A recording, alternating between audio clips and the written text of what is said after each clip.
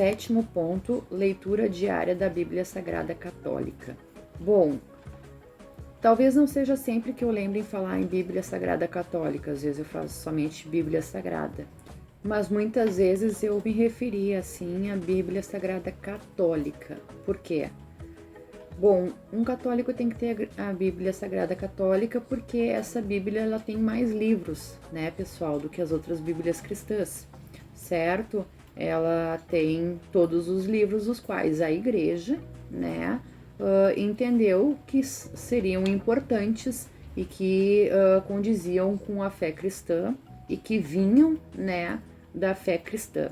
Então, existem muitos livros desses livros a mais, digamos assim, dessa Bíblia, que eles nos fazem entender muito bem algumas coisas que, se retirar, realmente fica de difícil entendimento, algumas questões da doutrina, certo? Então, caso não tenham a Bíblia Sagrada Católica e vocês sejam católicos, então comprem a Bíblia Sagrada Católica, porque é importante, né? É importante que se leia esta Bíblia, porque é possível que talvez futuramente não se tenha mais a Bíblia para comprar ou que não seja mais permitido ler. Já foi profetizado que isso aconteceria no Brasil, mas como muitas profecias, nós precisamos que Deus venha nos dizer de novo algo sobre a sua profecia, se foi cancelada ou não, porque pode ser que ela tenha sido cancelada, né? E isto só o tempo vai nos dizer, certo? Mas o fato é que pode ser que aconteça, né? E caso aconteça, nós precisamos já ter lido o máximo possível, né, que nós pudermos. Algumas pessoas não conseguem ler a Bíblia porque acham que ela é muito difícil, acham que ela é muito complexa e não entendem. Eu já comentei sobre isso e eu vou falar o mesmo aqui, que é: leiam mesmo assim. E por que ler mesmo sem entender? Além pelo simples ato da obediência. Como assim, né, eu vou ler um livro que eu não entendo? Pessoal, nós precisamos buscar entender como Deus funciona, tá? Como o Espírito Santo funciona e como as coisas espirituais funcionam. E no caso da Bíblia, pode acontecer da seguinte forma: a gente lê um trecho da Bíblia e não entende. Por quê? Porque Deus não quer nos dar um entendimento naquele momento mesmo. É isso mesmo, simples assim. Então, mesmo assim, por obediência, acreditar que Deus sabe o que está nos pedindo, a gente lê. Aí passa alguns dias, meses ou até anos, acontece alguma coisa na nossa vida. E aí nos vem a lembrança daquela passagem. Ah, então é isso que Deus quis dizer aquela vez que eu não entendi. Então Deus abriu naquele momento que Ele quis o entendimento daquela passagem quando a gente passou pelaquela situação, né? Então é assim que vai funcionando, e Deus está observando a nossa obediência, né? A nossa fé no que Ele está nos pedindo. Uma outra situação, né?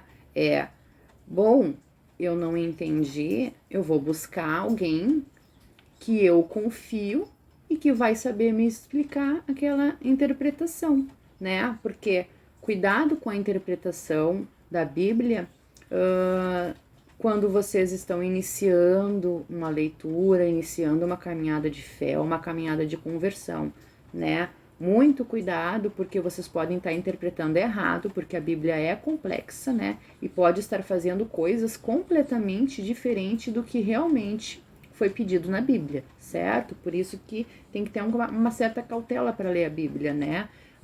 Algumas passagens não podem ser interpretadas de forma isolada. Tem todo um contexto, tem todo um porquê, né? Então, daqui a um pouco a gente vai estar lendo a Bíblia ali, vai estar dizendo de algum acontecimento violento que aconteceu e vai estar entendendo que para defender a fé tem que ser violento, e não é nada disso, né? Não é nada disso. Então tem que ter esse cuidado. E para isso, Deus vai olhar o nosso esforço de buscar alguém que nos auxilie a entender a Bíblia. Por exemplo, um diretor espiritual, né? que pode ser um sacerdote, né? E que bom que seja um sacerdote, mas também pode ser uma outra pessoa que vai saber auxiliar neste sentido, né? E qual vai ser essa outra pessoa? É bom que pergunte para o sacerdote mesmo, né? Qual é a pessoa que o sacerdote indique para ser um diretor espiritual para quem quer ler a Bíblia, para quem quer entender melhor a Bíblia, né?